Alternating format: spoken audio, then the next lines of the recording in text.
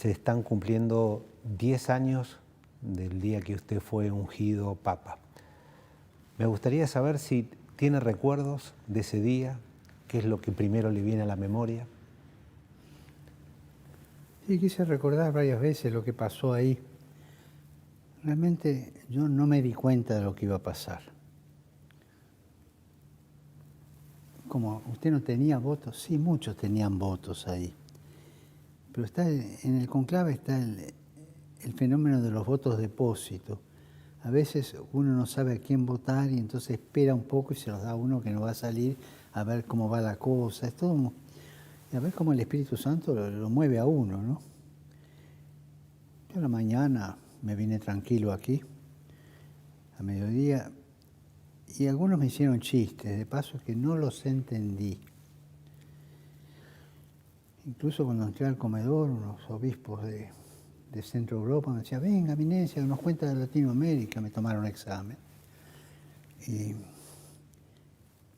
estaba en la luna. Al salir del comedor, un cardenal viene corriendo de atrás y me dice, un minutito, por favor, ¿es verdad que a usted le sacaron un pulmón?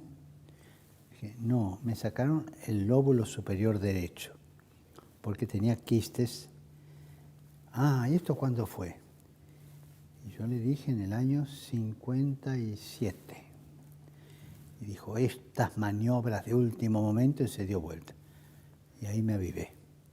Ahí me di cuenta que había campaña a favor y campaña en contra. Pues fui, dormí la siesta tranquilo. Y otro recuerdo interesante es que cuando llegué, esto es lo que dirían los psicólogos, el inconsciente deshonesto, antes de entrar a la Sistina, me encontré con el cardenal Ravasi. Y empezamos a caminar en el hall grande antes de la Sistina.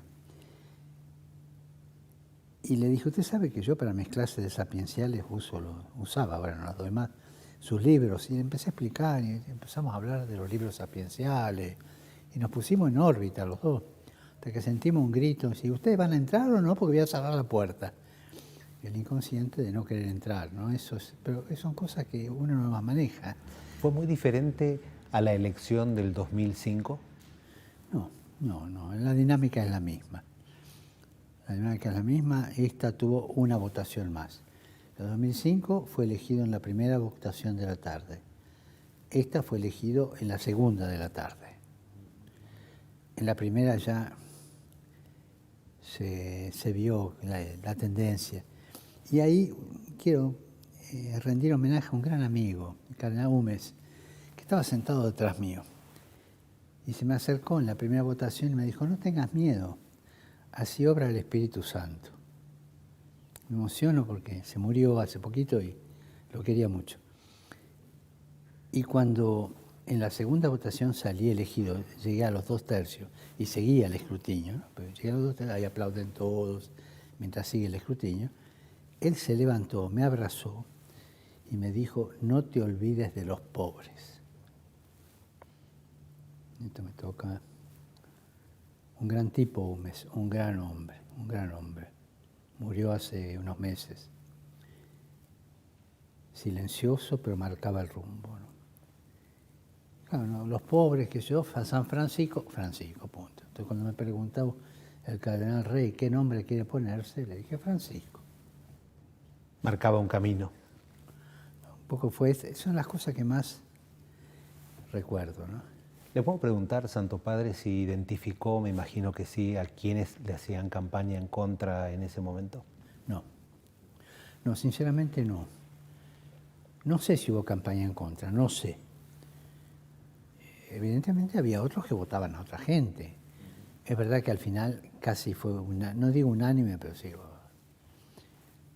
bastante. Ya la votación fue masiva el último, ¿no? Pero en contra no se me ocurrió quién. Y ponerme a imaginar corro peligro de calumniar, así que mejor que no. ¿Puede contar a quién votó? Es secreto, así que... Reconozco que mucha gente que lo conoce usted hace años, a veces me dice algo, dice, se lo ve mucho más feliz que antes desde que es papa. ¿Usted siente lo mismo? Yo siempre estuve contento con mi ministerio. En los momentos difíciles, de dificultades, que los tuve, porque tuve que resolver problemas bastante espinosos, o ayudar a resolverlos, pero la paz interior no me la sacó nadie, esa felicidad, ¿no? Se ve que la gente me mira más ahora, pero siempre fue así. Yo no creo que he cambiado acá. Por ahí me viene un poco de nostalgia de Buenos Aires, porque no puedo callejear como hacía en Buenos Aires, ¿no?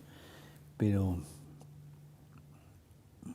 sí, yo no sabría cuantificar la tranquilidad, la paz, la alegría interior que tengo. Es para mí siempre la misma, ¿no? Uno de los discursos o uno de sus conferencias que más me llamó la atención fue una de las primeras. Usted viajó a Brasil, habrá sido en el 2013 o 14, y en el regreso una periodista de la televisión brasileña le preguntó sobre el lobby gay y usted dijo, yo no soy quien, primero desmintió que haya un lobby gay o dijo, sí, puede ser parte de muchos lobbies, pero dijo, yo no soy quien para juzgar a nadie. Y después he leído también que usted hace referencia a que no hay que discriminar. La pregunta que tengo que hacerle es si, dejando la elección o la preferencia sexual, una persona que ha cumplido con el resto de lo que la Iglesia manda, ¿estaría en condiciones de comulgar? O le doy una vuelta y digo, ¿usted le daría la comunión? Lo que dije 3 cosas sobre las personas de tendencia homosexual. Una en Brasil, que es la que usted menciona, y dije así, si una persona de tendencia homosexual es honesto y busca a Dios, ¿quién soy yo para juzgarla? En el viaje de vuelta de Irlanda, me preguntaban, dije, yo les pido a los padres que si tienen un hijo con tendencia homosexual o una hija, que los tengan en su casa, no los echen como castigo, que los acompañen. La tercera fue en la entrevista a Associated Press, donde hablé de la criminalización. La criminalización es un problema serio. Hay alrededor de 30 países que de un u otro modo tienen criminalizado esto. Y casi 10 la pena de muerte, ¿no? Casi 10. Son las 3 veces que hablé públicamente sobre el tema, ¿no? A mí la gran respuesta a aquello es Jesús. Todos, adentro todos. Cuando los exquisitos no quisieron ir al banquete, dice, vayan ahí al cruce del camino y llamen a todos. Buenos, malos, viejos, jóvenes, chicos, todos. O sea, la iglesia es para todos. Y cada uno resuelve sus posturas ante el Señor con la fuerza que tenga. Esta iglesia es pecadores. La iglesia de santos no sé dónde está. Acá somos todos pecadores. ¿Y quién soy yo para juzgar a una persona si tiene buena voluntad, ¿no? Si es más bien de la pandilla del diablo, bueno, defenderme un poquito, pero hoy día se pone mucho la lupa sobre este problema. Creo que hay que ir a lo esencial del Evangelio. Jesús llama a todos. Y cada uno resuelve su relación con Dios como puede, como quiere, a veces quiere y no puede, pero el Señor espera siempre. Le voy a hacer otra pregunta vinculada con esta y tal vez es la última vinculada a lo teológico. Tengo amigos de mi misma generación que van por lo que se dice su segunda administración o con su segundo matrimonio. Están muy felices, se casaron muy jóvenes y tal vez no funcionó. Y tienen hijos y los educan quizás en colegios católicos o en universidades católicas. Y muchas veces tienen dudas sobre si pueden comulgar. ¿Me podría ayudar a entender? Sí, no podemos reducir una situación humana a una preceptiva. Papa Benedicto, que sabía de estas cosas, y era un gran teólogo, no iba a tocar el violín en teología, no sabía. dijo 3 veces, en el Alto Adige una, en Piamonte 2 y tercera en Roma, que gran parte de los matrimonios por iglesia son inválidos por falta de fe. Y fíjese usted, a veces va a un casamiento y parece más bien que es una recepción social y no un sacramento, ¿no? O sea, se casan, sí, cuando los jóvenes estos dicen para siempre, andá a saber qué entienden para siempre. Mientras dura el rollo, no sé.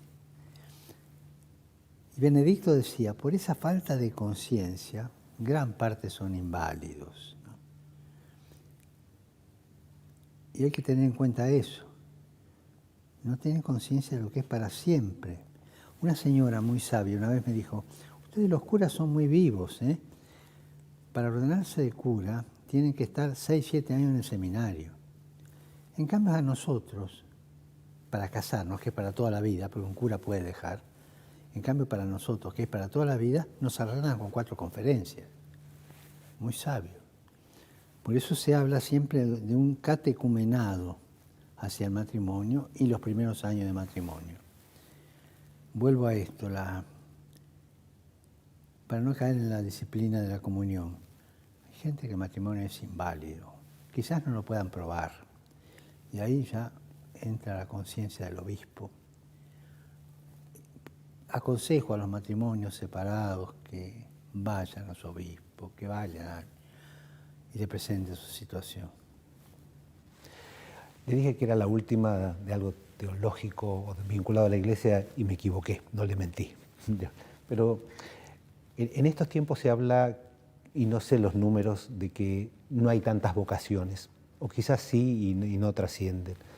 Pero independientemente de eso, en el caso de que el celibato no fuese obligatorio, no que desaparezca el celibato, que no fuese obligatorio, ¿usted imagina que la existencia de sacerdotes con la posibilidad de estar casados, como hay en otras iglesias, podría colaborar para que más gente se sume al ser sacerdocio? No creo. De hecho, en la Iglesia Católica hay sacerdotes casados, todo el rito oriental es casado, todo el rito oriental. Acá en la curia tenemos uno, hoy mismo me lo crucé, que tiene su señora, su hijo, viene y va. Entonces no hay ninguna contradicción para que un sacerdote se pueda casar. El celibato en la Iglesia Occidental es una prescripción temporal, no sé si se resuelve de un modo o de otro, ¿no? Pero es provisoria en este sentido, que no es eterna. Como la ordenación sacerdotal es para siempre, te guste o no te guste. Que dejes o no dejes es otro problema, pero para siempre. En cambio, el celibato es una disciplina. O sea que podría revisarse. Sí, sí. Una cosa que se... Santo... De hecho, todos los de la Iglesia Oriental están casados, los que quieren, ¿no? Ahí hacen una opción. Ante la ordenación, la opción por casarse o por ser célibe.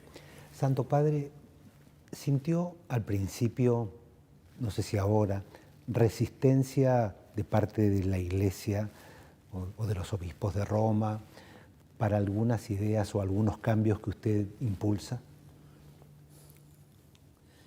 Bueno, la resistencia es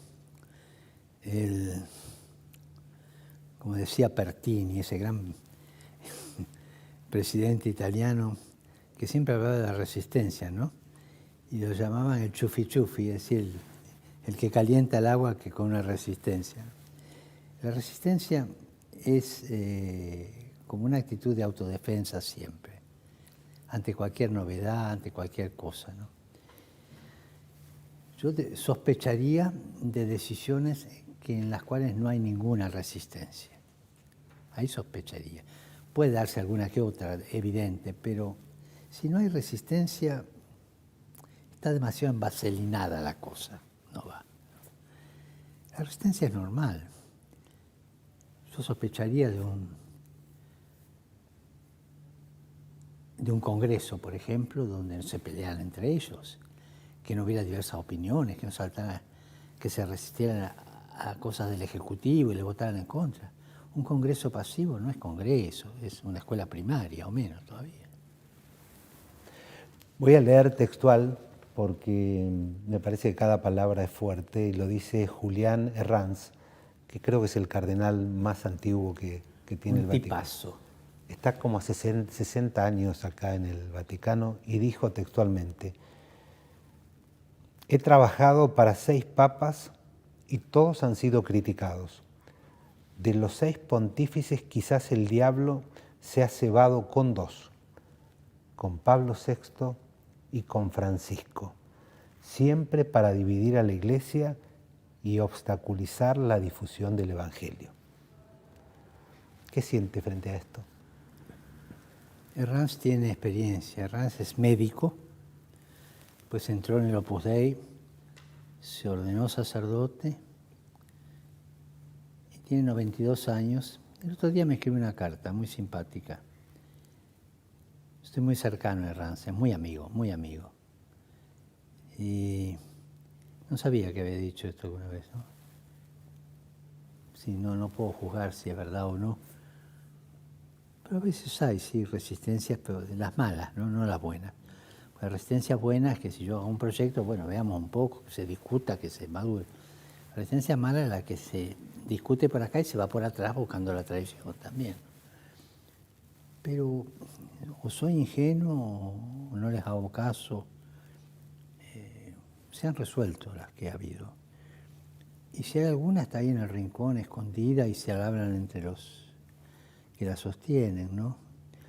Al borde del cisma, eso es lo feo, ¿no? Por ejemplo, el caso de algún obispo americano, uno muy conocido, ¿no? Que está ahí, que fue nuncio. Uno sabe si ese hombre es católico o no es católico, está ahí en el borde, ¿no? Por esas resistencias mal manejadas, ¿no? En la Iglesia, desde el inicio hubo resistencia. Cuando San Pablo cuenta, y yo me le encaré a Pedro, y le dije que era un hombre sinuoso, que no hablaba de sinuoso, una palabra que como si fuera de 2 caras, ¿no? Y que por qué se hacía con los judíos que no comía carne y con los otros sí. Lo encaré. Y eso no es resistencia, eso ayuda al gobierno.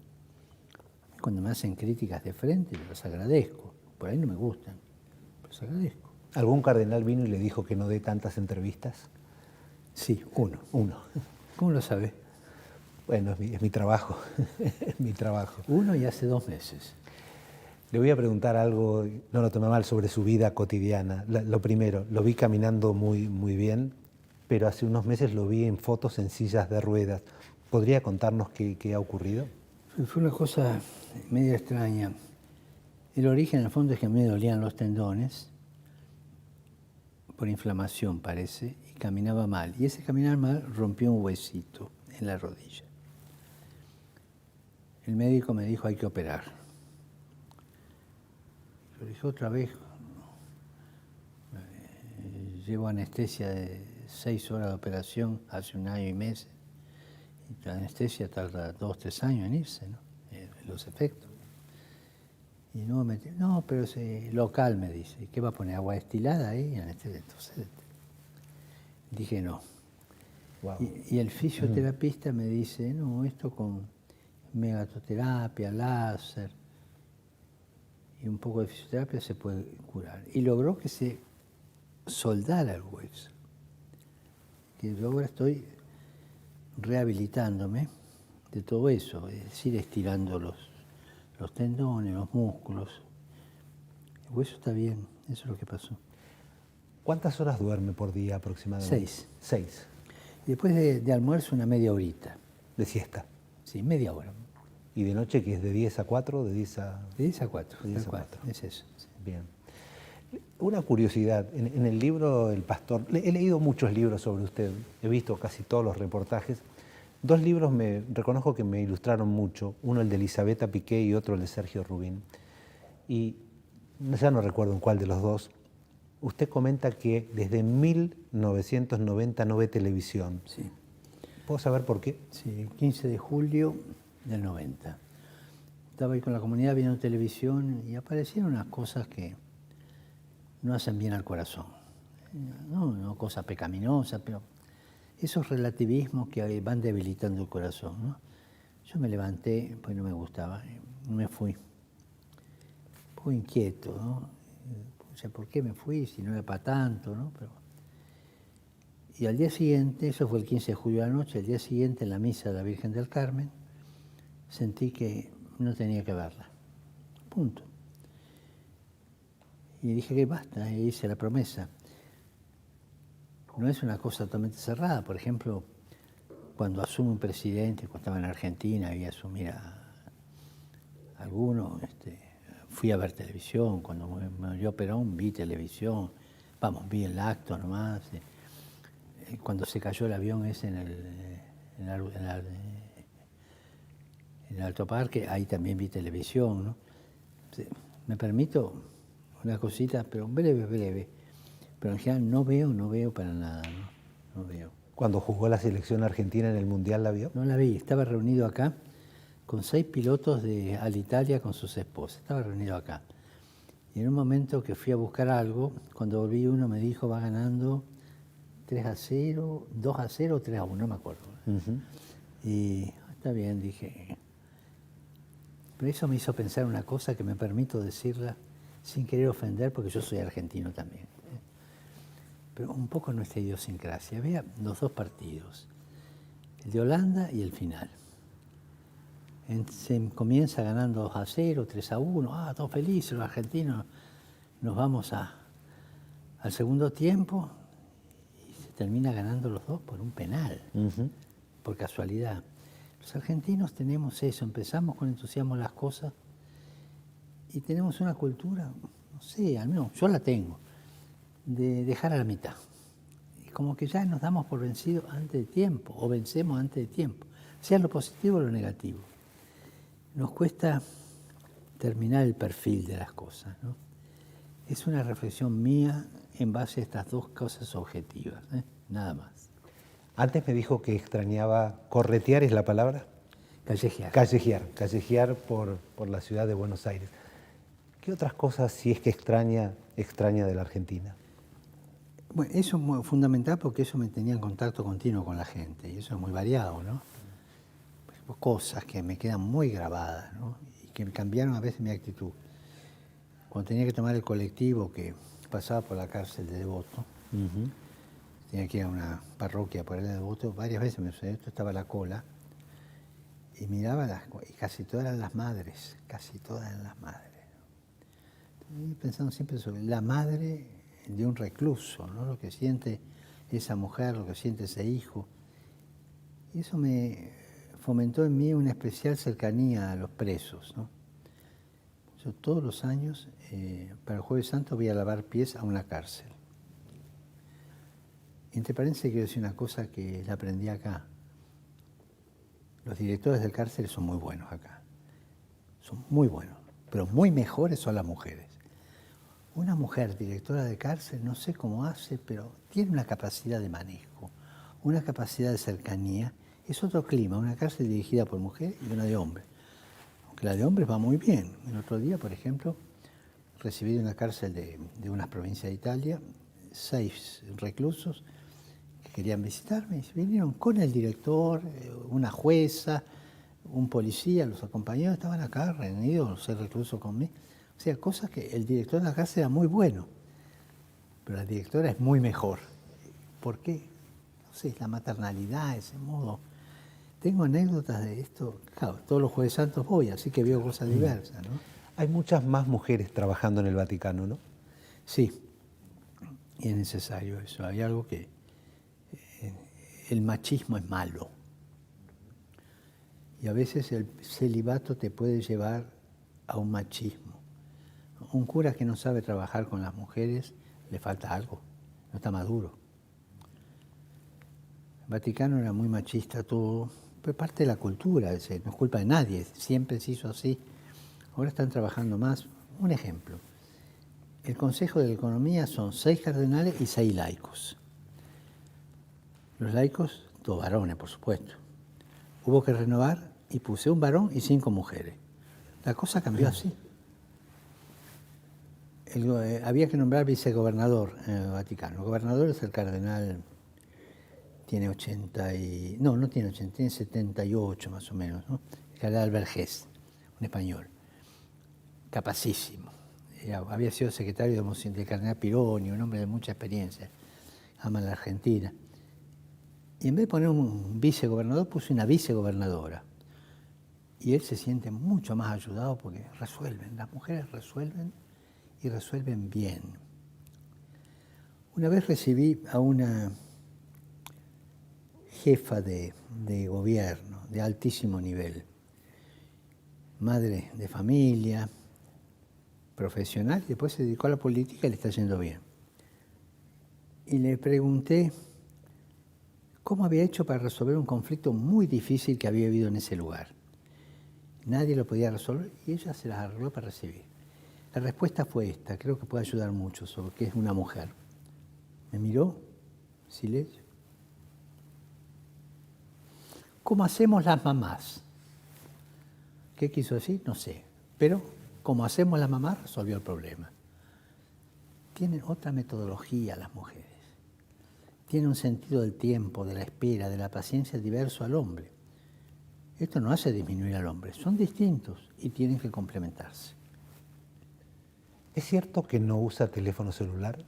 Nunca lo tuve. Nunca. Cuando me hicieron obispo me regalaron uno, en el 94, el 92, que en aquel momento era un zapato, así era. Y yo dije, esto jamás lo voy a usar, dije yo. Bueno, hace una llamada. Bueno, ahí delante de que me lo regaló, llamé a mi hermana. ¿Cómo te va? Corté, se lo devolví. Nunca más. Y nunca más. Y me da una libertad muy grande. Me entero de todo. Quien me quiere llamar, tiene mi teléfono o deja el llamado y yo rellamo después. O sea, para mí no es un impedimento. Eso sí, reconozco que mis secretarios tienen celular. Bien. ¿Y eso significa que no ve Twitter, Instagram, Facebook? No, ese mundo no. No. Pero alguien le cuenta. Sí, estoy al día. Y escribo a mano. A ver, ¿cómo es Sí, eso? la cosa es así. Cuando estudiaba en Alemania, compré una máquina de escribir en esos Angebot que tienen los alemanes, por 45 marcos, que es una cosa... ellos los viernes se sacan de encima todo lo que pueden. Y le tomé cariño, era memoria de una línea. Me la llevé a Buenos Aires cuando volví. Y la usé hasta que vine para acá, y ahí quedó. Y después ya agarré a mano. ¿Y un mail cómo lo manda? ¿Cómo? Un mail, un correo electrónico, ¿cómo lo envía? A mano. Pero se lo da a alguien. Y se lo doy al secretario y él lo manda.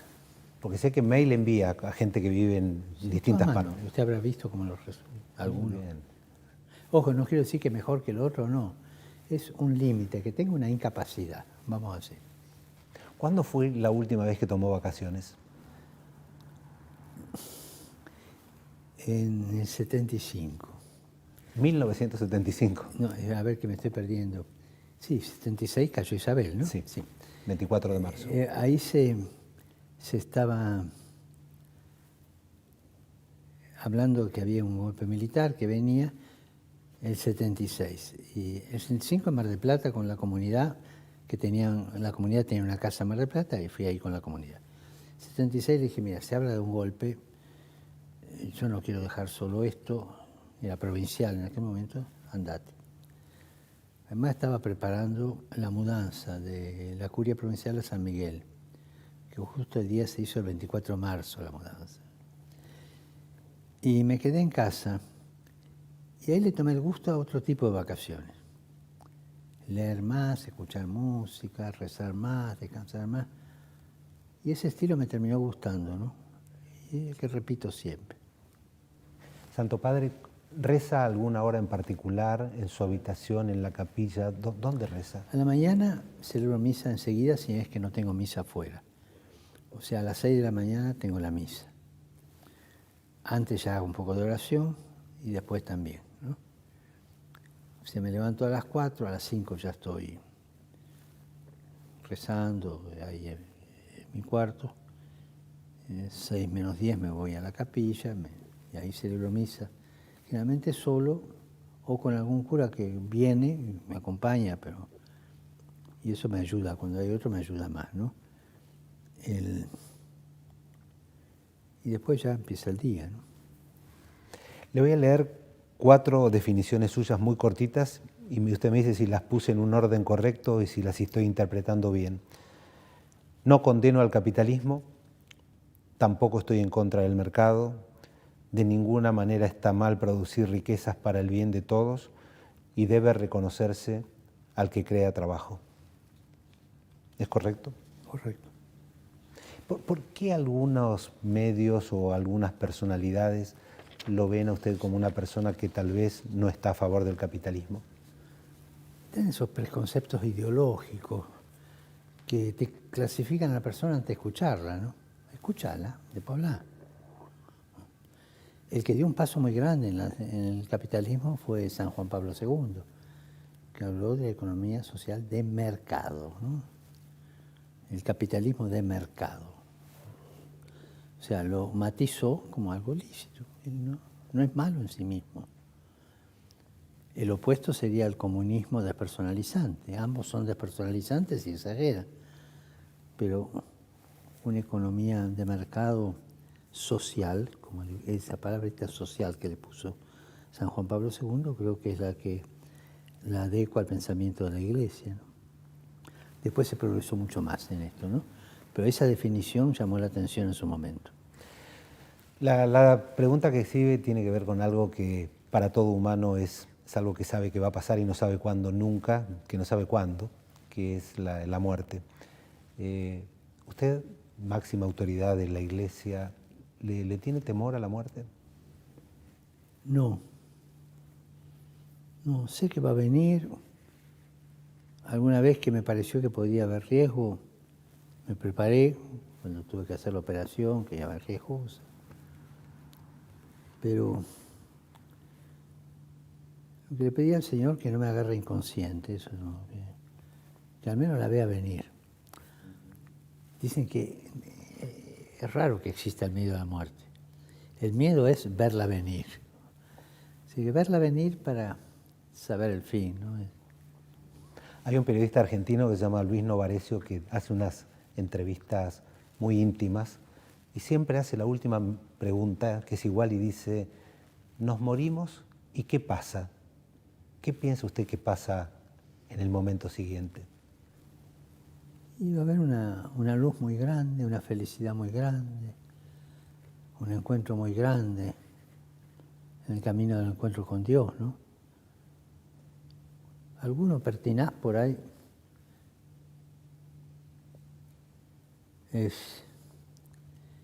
piensa que, o puede ser que no tenga ese camino. Yo creo que Dios hasta último momento espera y ayuda. Hay un capitel muy lindo, medieval, en la catedral de Vézelay.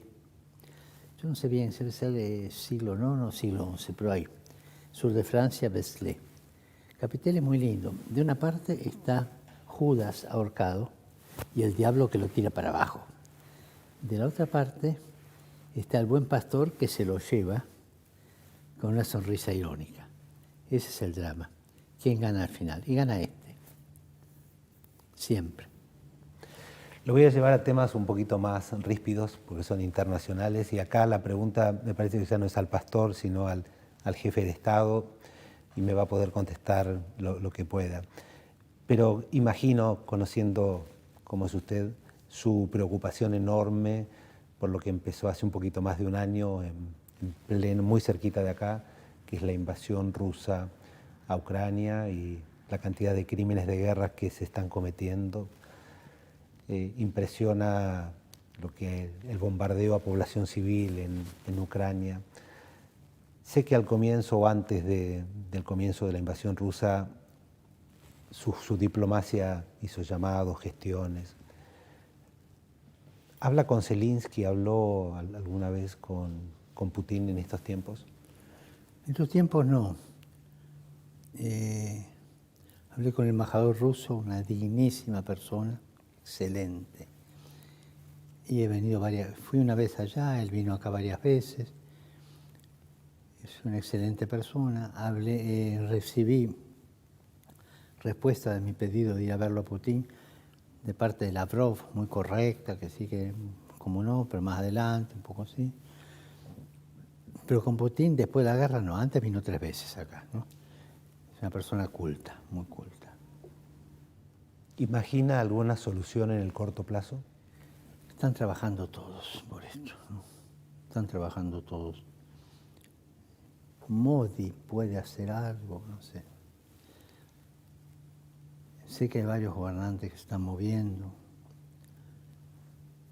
Hay un grupo israelí que se está moviendo bien, ¿no?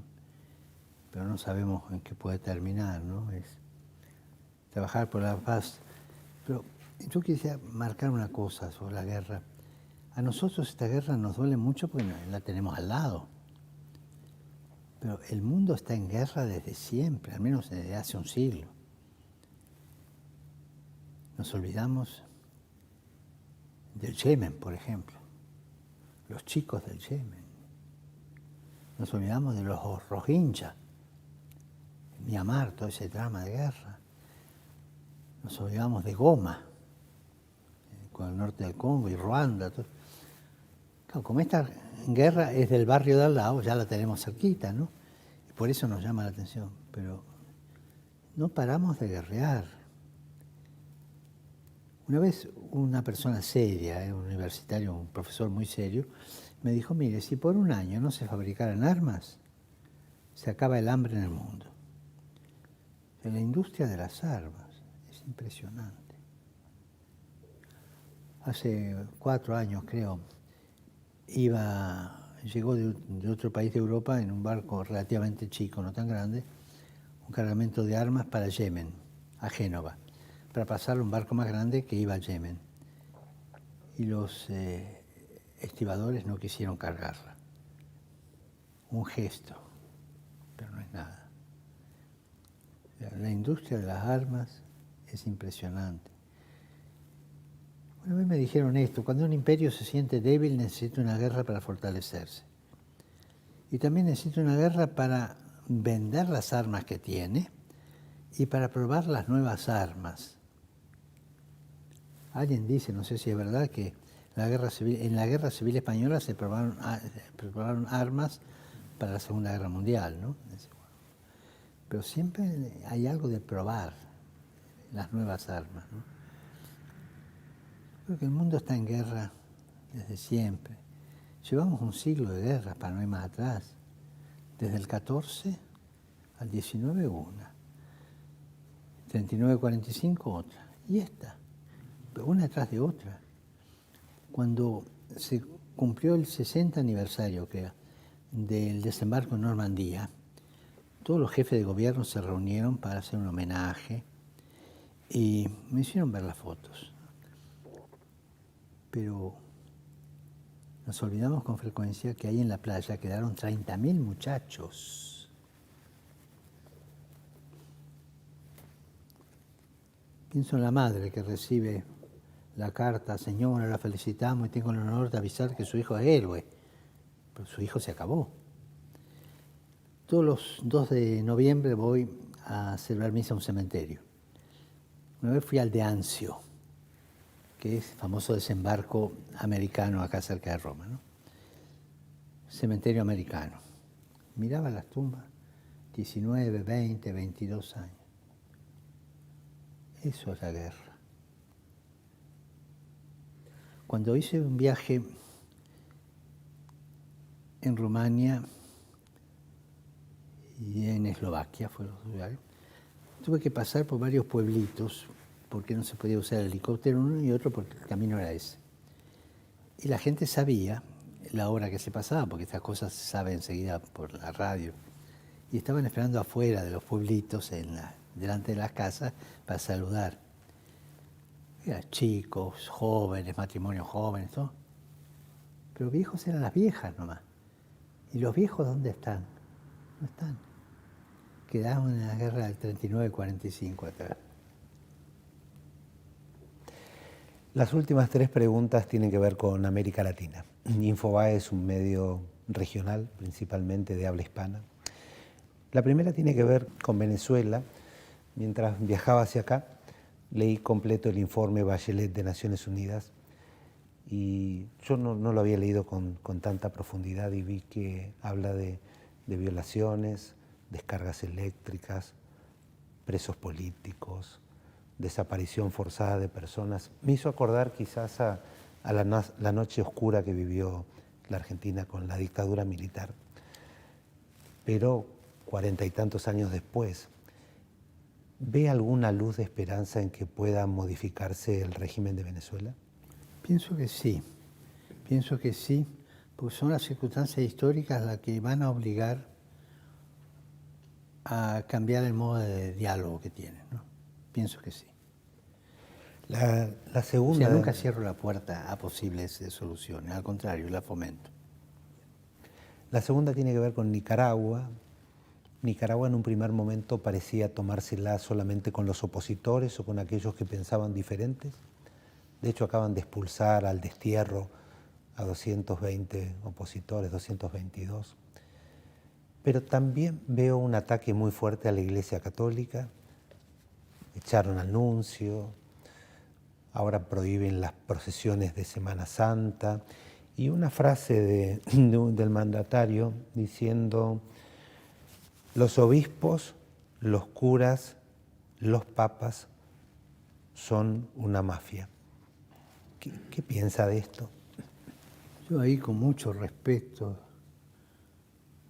no me queda otra que pensar en un desequilibrio de la persona que dirige. Ahí tenemos un obispo preso, un hombre muy serio, muy capaz. Quiso dar su testimonio y no aceptó el exilio. Es una cosa que es fuera de lo que estamos viviendo, es como si fuera a traer de dictaduras del 17, comunistas o hitlerianas del 35, traerlas aquí las mismas, ¿no? Es un tipo de dictaduras groseras. O, para usar una distinción linda de Argentina, guarangas. La última de América Latina es sobre el narcotráfico. El narcotráfico ha tomado estados, ha penetrado gobiernos de México hacia el sur. Bueno, Argentina está viviendo algo horrible en Rosario y tal vez en otras partes donde no tiene tanta prensa o publicidad. En estos tiempos hay distintas corrientes de pensamiento que ven como una posible solución, y digo posible porque es un tema que desconozco, que tiene que ver con la despenalización o con la legalización del consumo. ¿Usted cree en eso? No, en principio no creo, le digo la verdad. No profundicé en ese asunto. Pero me parece que es como, por un ejemplo guarango de la mano, ¿no? Como el hijo que le pega a la madre, y bueno, para solucionar el problema le vamos a cambiar el látigo, que no sea tan dañoso, y le vamos a un látigo más suave, ¿no? Son cosas de destrucción.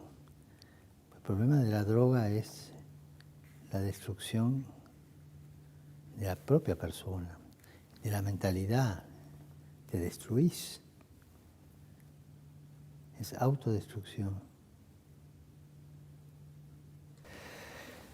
Las últimas dos preguntas. La primera es muy humana, si alguna vez llora, y si llora, ¿cuándo fue la última vez que recuerda haber llorado? Sí, de vez en cuando lloro a escondidas, ¿eh? En público una vez no pude reprimirme, que fue por la guerra, estaba diciendo un discurso y ahí me salió, solo no pude reprimirme, ¿no? Pero a escondidas, que los psiquiatras interpreten. Yo no me interpreto. Yo, a veces este tipo de presiones, solo. Bueno, y la última, espero llevarme una respuesta. Yo vi la final de fútbol. Yo no estoy viviendo en Argentina, estoy viviendo en los Estados Unidos, pero viajé especialmente a la Argentina porque quería ver si ganaba Argentina ese festejo, y fue un momento, una catarsis maravillosa en una sociedad muy sufrida. Cuando hablo con amigos, a veces escucho y mucha gente dice: algo similar podría llegar a ocurrir si el Papa Francisco visita la Argentina? ¿Piensa en eso? ¿Sueña con eso? ¿Tendremos Pensé. la posibilidad? Pensé en eso, estaba planeado en diciembre del 17. Se iba a ir primero a Chile, después a Argentina y Uruguay, más o menos el plan era ese. ¿Por qué sucedió? Que Bachelet terminaba su gobierno y las elecciones eran precisamente por esa época. Entonces tuvimos que pasar a Chile en diciembre y ya ir en enero a Argentina y Uruguay. En enero no encontrás ni el gato, ¿viste? Entonces se cambió el programa y se hizo Chile y Perú y quedó Argentina y Uruguay para después. Y ese después es lo que estamos esperando la coyuntura. O sea que no hay una negación de ir, no, de ninguna manera, estuvo planeado el viaje. Yo estoy abierto a que se dé la oportunidad. ¿De qué dependería eso? Miles de factores, miles de factores. ¿Te puedo pedir 2 o 3? Primero que la voluntad de que yo vaya. Creo que eso está. Segundo, la coyuntura sociopolítica, que a veces la visita de un papa puede ser usada, eso lo miramos en todos los lugares, que no sea usada ni para un lado ni para otro, ¿no? Después de una elección podría pasar. Podría pasar después de una elección, ciertamente que sí. Por eso en tiempo electoral no se hacen viajes en los países para evitar que la presencia sea usada por el partido gobernante para una reelección o algo por el estilo, ¿no? Yo quiero ir a Argentina, quiero, ¿no? Pero ¿Se anima a darme un rango entre cuánto y cuánto tiempo? no sé porque esta es una cosa que se llama ahí. Pero ciertamente estuvo planeado y si no se fue por el mes ya, ¿no? Primero y principal agradecido por el tiempo que me ha dedicado. Gracias a usted por la paciencia de escuchar a un cura. No, es un enorme placer. Recen por mí, por favor. Muchas gracias. A favor, no en contra, ¿eh?